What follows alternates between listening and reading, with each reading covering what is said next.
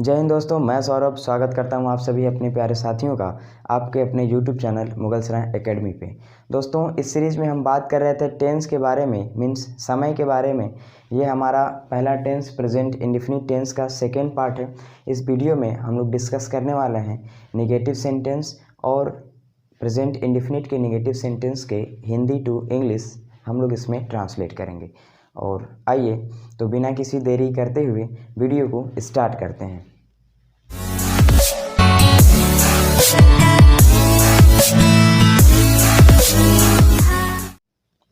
मेरे भाई, अगर हम नेगेटिव सेंटेंस की बात करें तो नेगेटिव सेंटेंस मतलब नकारात्मक वाक्य, मतलब सेंटेंस में नहीं शब्द जरूर लगा होगा। क्लियर है बात? आइए हम यहाँ सेंटेंस देख लेते हैं। नहीं, नहीं, नहीं, नहीं, नहीं, नहीं।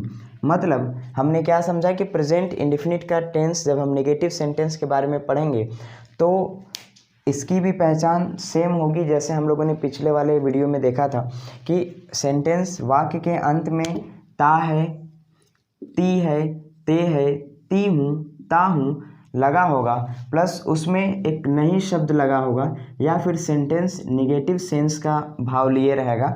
तो इस तरीके का सेंटेंस हमारे प्रेजेंट इंडेफिनिट के नेगेटिव सेंटेंस कहलाएंगे। इसमें हम लोगों ने बात किया था, इसमें आदतन क्रियाएं भी होती हैं, तो सारी बातें यहाँ पर होने वाली हैं। इसमें हम लोग बस डिस्कस करने वाले हैं किस तरीके से हम हिंदी टू इंग्लिश ट्रांसलेट करते हैं। तो आइए हम लोग अब देखते हैं रूल क्या होता है। तो हम रूल की यदि बात करें तो सबसे पहले हमें सेंटेंस का सब्जेक्ट लिखना है, मतलब पहले नंबर पे मुझे सब्जेक्ट लिखना है। दूसरे नंबर में से हेल्पिंग वर्ब डू नॉट या डज नॉट में से कोई एक लिखना है। तो डू नॉट कब लगेगा? जब सेंटेंस का सब्जेक्ट प्लूरल में होगा, मीन्स बहुवचन में होगा, या फिर आई, यू, दे ये होगा, तो हम उनके साथ डू नॉट का यूज़ करेंगे। ठीक है, अब हम बात करते हैं डज नॉट। डज नॉट हमेशा सिंगुलर के साथ लगाया जाता है। Singular in the sense means एक वचन। एक वचन यहाँ एक हमेशा डिनोट करेगा, ये सिंगल वर्ड से बना है, मीन्स एक। तो डज नॉट हमेशा सिंगुलर सब्जेक्ट के साथ लगाया जाएगा। सिंगुलर में क्या क्या होता है ये देख लिया जाए। ही, सी, इट, नेम अगर सेंटेंस में होगा तो उसके साथ हम डज नॉट का यूज़ करेंगे। तीसरे नंबर पे यदि हम बात करें तो वर्ब की फर्स्ट फॉर्म लिखनी है। चौथे नंबर पे ऑब्जेक्ट, पाँचवें नंबर पे ईटीसी की हम लोग बात कर लेंगे। इस तरीके से हम यहाँ पे अपने सेंटेंस को कन्वर्ट करके बदल देंगे। दोस्तों, हम लोगों ने पिछले वीडियो में बात किया था सब्जेक्ट, वर्ब और ऑब्जेक्ट के बारे में। तो हम लोगों ने वर्ब को देखा था। वर्ब को हिंदी में बोलेंगे क्रिया, जिसका एक्चुअल मीनिंग होगा काम। तो हमें वर्ब पता करने के लिए, किसी सेंटेंस का वर्ब पता करने के लिए अपने आप से पूछना है कौन सा काम हो रहा है। हमने डिस्कस किया था, हम लोगों ने सीखा था कि यदि हमें जवाब मिलता है, हमें अपने आप से पूछना है कौन सा काम हो रहा है। यदि आपको जवाब मिलता है, अपने आप से जवाब मिलता है, तो वह उस सेंटेंस का वर्ब होगा। क्या पूछना है? कौन सा काम हो रहा है, कौन सा काम हो रहा है। तो आइए एक बार चेक कर लेते हैं। सबसे पहला हमारा सेंटेंस है, तुम किताब नहीं पढ़ते हो। कौन सा काम हो रहा है? पढ़ने का। ये हमारा क्या हो गया? यहाँ पर वर्ब हो गया। तो इस तरीके से हम लोग अभी एक एक करके डिस्कस करने वाले हैं। तो फिर हम लोगों ने बात किया था सब्जेक्ट के बारे में। सब्जेक्ट को हिंदी में कहते हैं कर्ता। कर्ता का मतलब होता है काम को करने वाला व्यक्ति। तो यहाँ लिखा पढ़ने का काम हो रहा है, तो पढ़ने वाला काम कर रहा है तुम, तो तुम हमारे सेंटेंस का क्या हो गया? सब्जेक्ट हो गया। तो आइए इसको कन्वर्ट करते हैं। सबसे पहले हम लोगों को लिखना है सब्जेक्ट। तो इस सेंटेंस का तुम सब्जेक्ट है, इंग्लिश लिखेंगे यू। अब ये यू जो है वो प्लूरल है। प्लूरल है मतलब हमें क्या लगाना पड़ेगा उनके साथ? हमें डू नॉट लगाना है। क्लियर है बात? लिखेंगे यू डू नॉट। पढ़ना का अंग्रेजी क्या हो जाएगी? Read the book. इस तरीके से पहला सेंटेंस बना लेंगे। आइए दूसरा देखेंगे।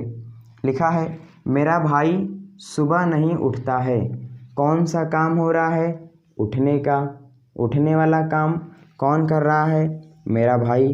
तो मेरा भाई क्या हो जाएगा? सब्जेक्ट हो जाएगा। तो आइए लिखते हैं मेरा भाई means my brother. My brother singular है कि प्लूरल है, तो हम यहाँ देखेंगे कि यह जो है सिंगुलर है। यदि सिंगुलर है तो ये किसके साथ लगेगा, डज नॉट। आइए ये आ गए डज नॉट के साथ। माई ब्रदर डज नॉट, उठना का, get up in the morning, in the morning. Third number की अगर हम बात करें, मीरा गीत नहीं गाती है। कौन सा काम हो रहा है, पूछिए। आप अपने आप से भी पूछने की कोशिश कीजिए, पूछिए, पूछ करके आप खुद से जवाब ढूंढिए। यदि आपको सेंटेंस में जवाब मिलता है तो वही आपका वर्ब कहलाएगा। क्लियर है बात। फिर हम सब्जेक्ट को खोजने की कोशिश करेंगे, तो आप अपने आप से पूछिए कि कौन सा काम हो रहा है। जो सेंटेंस का काम होगा उसी काम को करने वाला व्यक्ति हमारा क्या कहलाएगा, तो सब्जेक्ट कहलाएगा। क्लियर है बात। आइए देखते हैं इसमें कौन सा काम हो रहा है, गाने का। क्या हो गया, वर्ब हो गया। गाने वाला काम कौन कर रहा है, मीरा कर रही है। मीरा क्या हो गई हमारी यहाँ पे, सब्जेक्ट हो गई। तो आइए सबसे पहले हमें लिखना है सब्जेक्ट। मीरा की स्पेलिंग लिखेंगे मीरा। क्लियर है।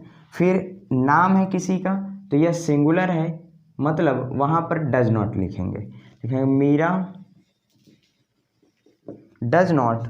फिर हमें लिखना है तीसरे नंबर पे वर्ब का फर्स्ट फॉर्म। वर्ब क्या है, काम क्या है, गाना। तो सिंग मीन्स होता है गाना, तो हम लिख देंगे वर्ब की first form sing. Meera does not sing, क्या नहीं गाती है, तो गीत नहीं गाती है, तो यहाँ लिख देंगे अ सॉन्ग। ये हमारा हो जाएगा Meera does not sing a song. आइए हम फोर्थ नंबर की बात कर लेते हैं। लिखा है किसान अपना समय नहीं गंवाते हैं। यहाँ बिंदु लगा लीजिए, क्योंकि जब हमारा सेंटेंस का सब्जेक्ट प्लूरल होगा तो आप किसी भी हिंदी के टेंस का देखिएगा तो हैं के लास्ट में यहाँ पर पॉइंट लगा होगा, तो समझ जाइएगा कि वो जो सेंटेंस का सब्जेक्ट है वो प्लूरल में है। अगर यहाँ बिंदु नहीं लगा है, पॉइंट नहीं लगा है, तो हम समझेंगे कि यहाँ का जो सब्जेक्ट है वो सिंगुलर है। तो किसान अपना समय नहीं गंवाते हैं, तो यहाँ हम बात करेंगे विशेष तौर पे तो सभी किसान की बात कर रहे हैं। जितने भी दुनिया में किसान हैं सभी किसान की हम बात कर रहे हैं। एज ए कॉमन यहाँ पर लिया गया है, तो यहाँ पे फार्मर न लिख करके फार्मर्स किया जाएगा। क्या करेंगे, लिखेंगे farmers. Farmers do not waste their time. Clear है। क्या बनेगा, farmers do not waste their time. कभी कभी हम लोग डू नॉट को डोंट भी लिख देते हैं, तो आप इसको ध्यान रखिएगा कि दोनों सेम है। डू नॉट या फिर डोंट, दोनों का दोनों सेम बात है। तो आइए अब हम लोग यहाँ पर करने वाले हैं क्वेश्चन नंबर 5। रमेश हॉकी नहीं खेलता है, तो कौन सा काम हो रहा है, आप भी बोलिए मेरे साथ, चलिए बताइए। चलो बताओ मेरे भाई, कौन सा काम हो रहा है, खेलने का। क्या हो गया, वर्ब हो गया। खेलने वाला काम कौन कर रहा है, रमेश। रमेश हो गया इस यहाँ का सब्जेक्ट। आइए चेंज करेंगे, सबसे पहले लिखेंगे सब्जेक्ट, तो हो गया रमेश। ये नाम है तो सिंगुलर है, मीन्स डज नॉट लिखेंगे। Ramesh does not play hockey. Clear है बात, लिखेंगे Ramesh does not play hockey. आइए 6 नंबर देख लेते हैं। मैं आम नहीं खाता हूँ, बताइए कौन सा काम हो रहा है, खाने का। कौन सा काम हो रहा है, खाने का। अब खाने वाला काम कर कौन रहा है, मैं, तो मैं यहाँ का क्या हो गया, सब्जेक्ट हो गया। क्या हो गया, सब्जेक्ट। तो आइए सबसे पहले हमें क्या लिखना होता है, बताइए क्या लिखना है, सब्जेक्ट। तो हमें लिखेंगे सब्जेक्ट के स्थान पे मैं की इंग्लिश क्या हो जाएगी, आई। आई प्लूरल के साथ रखा जाता है, इसीलिए आई के साथ क्या लगेगा, डू नॉट, डोंट। लिखेंगे I do not eat mango. I do not eat mango. इस तरीके से आपने देखा कि सभी नेगेटिव सेंटेंस का प्रेजेंट इंडेफिनिट टेंस के सभी नेगेटिव सेंटेंस का किस तरीके से हमने हिंदी टू इंग्लिश ट्रांसलेट कर दिया।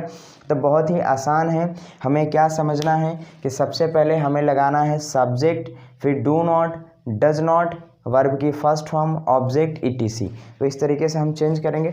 आइए आपको मैं ये रूल याद करवा देता हूँ।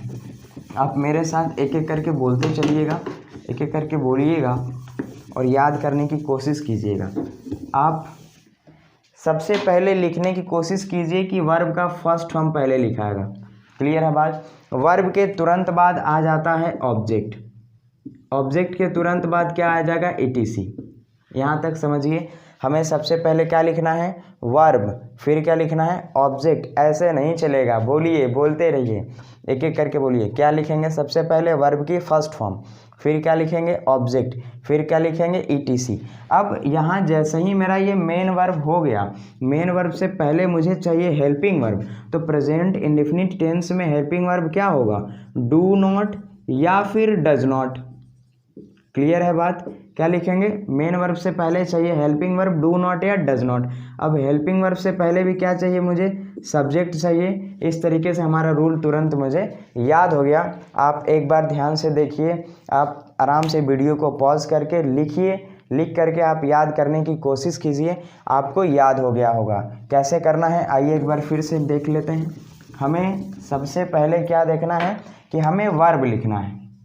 वर्ब के तुरंत बाद हमारा क्या आएगा, ऑब्जेक्ट, फिर क्या आएगा, ईटीसी, और मेन वर्ब से पहले क्या आता है, हेल्पिंग वर्ब। तो प्रेजेंट इंडेफिनिट टेंस में ता ती ते वाले में हेल्पिंग वर्ब क्या लगेगा, डू नॉट और डज नॉट। चलिए बोलिए मेरे साथ, डू नॉट और डज नॉट, इसके पहले क्या लिखा जाएगा, सब्जेक्ट। तो इस तरीके से आपने आसानी तरीके से, आसान में भाषा में आपने इस रूल को समझ लिया।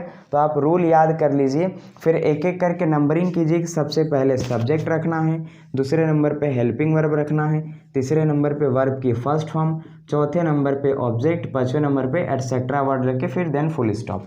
और हमें यहाँ समझना है कि हमें किसी भी सेंटेंस का जो सबसे मेन चीज़ होता है, मेन बात होती है, वो वर्ब होती है। बिना वर्ब के कोई भी सेंटेंस फॉर्म नहीं हो सकता, नहीं बनाया जा सकता। तो आपको सबसे पहले खोजना है उसमें कौन सा काम हो रहा है। आप खुद से पूछिए, किसी और से नहीं, खुद से पूछिए, बोलिए कौन सा काम हो रहा है। अगर आपको जवाब मिलता है वह उस सेंटेंस का वर्ब हो जाएगा। जी मेरे भाई, वह क्या हो जाएगा, वर्ब हो जाएगा। फिर हम उसके बाद सबसे पहले जाएंगे फिर सब्जेक्ट पे। सब्जेक्ट देख लीजिए, सब्जेक्ट को हिंदी में बोलेंगे कर्ता।